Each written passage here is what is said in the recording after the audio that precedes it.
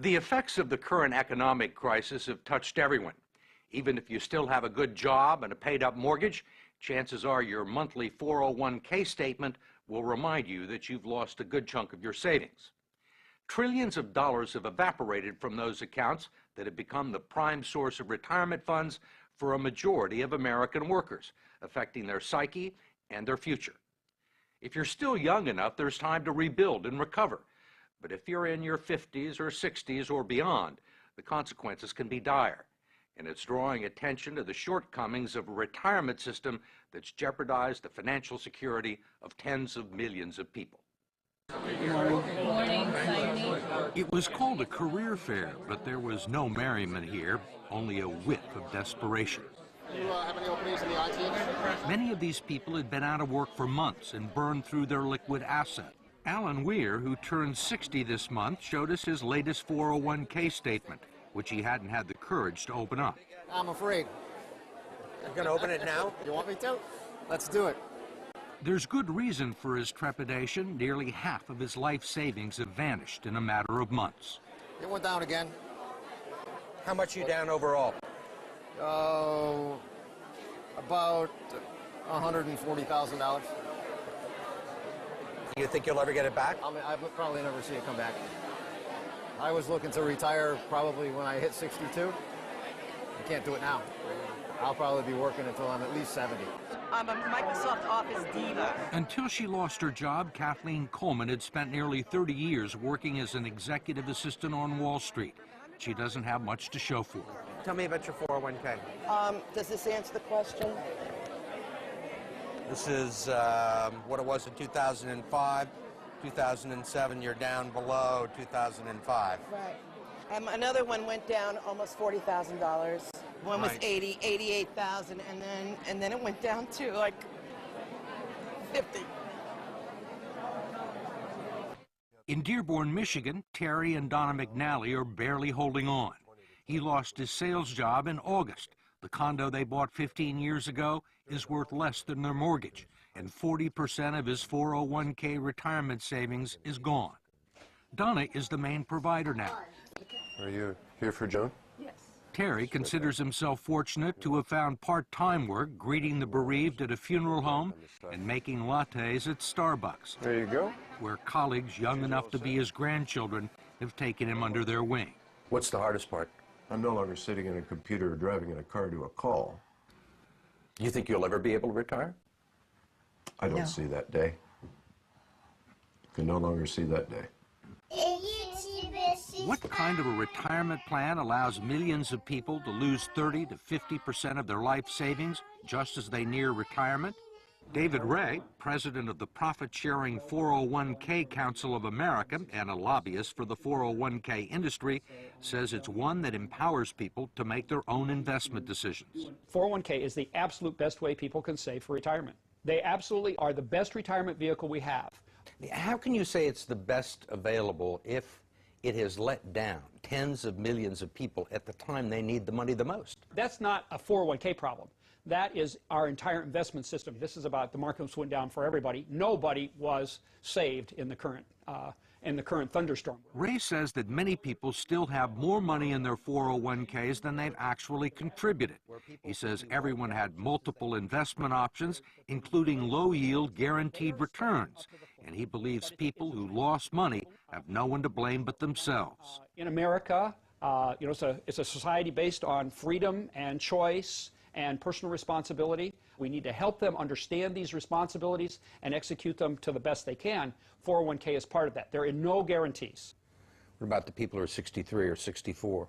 A lot of those people were thinking about retiring. Well, and now they aren't. Well, I mean, a lot of them were retired and have to go back into the workforce. Well, but that was not a 401k problem. That's an investment system problem. The markets go up and down, and if those people chose to take equity risk, there was a logical outcome. But in fact, the 401k plans that have become the primary source of retirement income for 60 million Americans were never designed to be retirement plans in the first place. They were created in the late 1970s as a savings plan and tax shelter for ordinary Americans. The idea was that workers would make voluntary contributions and employers would match a portion of them. The taxes would be deferred until the employee reached the age of 59 and a half. It was supposed to supplement the two traditional income streams for retirees, Social Security and pensions, one leg of a three-legged stool that would support American workers into their golden years. But it didn't turn out that way. The three-legged stool, if you will, has gone to two legs, and it's wobbly, and it's wobbling, and I'm not sure that it's going to support anything. And that's the scary part, and people are afraid. Brooks Hamilton has helped design retirement plans for some of the country's largest corporations. He says 401ks turned out to be so much cheaper than funding pensions that many companies decided to freeze their pension plans and replace them with 401ks. The decision created millions of new employee investors for Wall Street and the financial community, and they pounced on the opportunity. If you go back and track the mutual fund growth in assets, and you track the growth in 401k plans, it looks like a railroad track leading to the sky. They are parallel tracks. So the big beneficiaries were the mutual funds. That's right. That's correct. The fact is that the typical 401k investor is a financial novice. They don't know a stock from a line. And we give them a list of 20 or 30 mutual funds with really, really powerful names. You know, they sound like, gee, that's where I want to have my money. What are generally the quality of the mutual funds and 401k plans? Mediocre. I'm going to be real honest with you. With half the funds on the list, really dogs, what people would characterize as dogs, shouldn't be on the list to start with.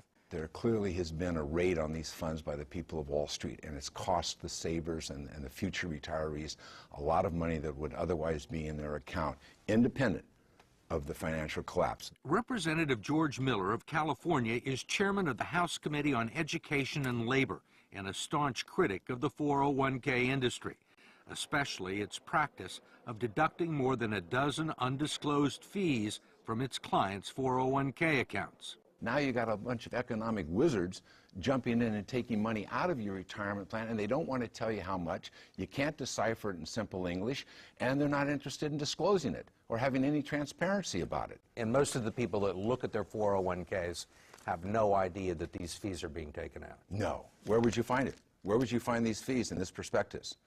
You can look on any page you want, and when you're all done reading it, and you will find some of the fees and the commissions here, but you won't find them all, and I bet you won't find half of them.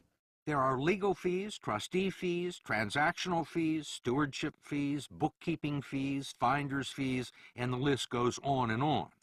Miller's committee has heard testimony that they can eat up half the income in some 401k plans over a 30-year span, but he has not been able to stop it. We tried to just put in some disclosure and transparency in these fees, and we felt the full fury of that financial lobbying. David Ray, a lobbyist for the 401k industry, says he favors disclosing the fees, but his partners in the financial industry don't. You think most people know these fees exist? I think they know that there are fees. They don't know exactly how large they are. Why do you think the financial services industry is opposed to fee transparency? I don't know that they're opposed to it. I think the issue is... You don't think they're opposed to it? Well, they want to keep... You're a lobbyist in Washington, right? You know they're opposed to it. George Miller hasn't been able to get a bill to the floor. I think they want to keep the systems as simple and not make changes. They like the way things are, and whenever you push people out of their comfort zones, you know, it's an issue. I mean, they're comfortable with the situation because they're making a ton of money, or they have made a ton of money. Well, and their systems are set up. We wanted to ask David Ray, who's been so bullish on 401k plans, one last question about what the future holds for people like Terry and Donna McNally and Kathleen Coleman. Need a babysitter? Most of the people that we've talked to are 50 and 60 years old, Right. and have sustained these losses, say there is no way they're ever going to make them back. Right. Do you agree with that? I think we have to be truth tellers. I think that when a person has hit this point and we've had this unfortunate situation, I don't think we can misrepresent what the possibilities are. And the reality is that money's not coming back that they've lost. They can't count on it. They have to, maybe they have maybe if they work 10 more years, it'll come back by the 10, but it's important that they not have unrealistic expectations.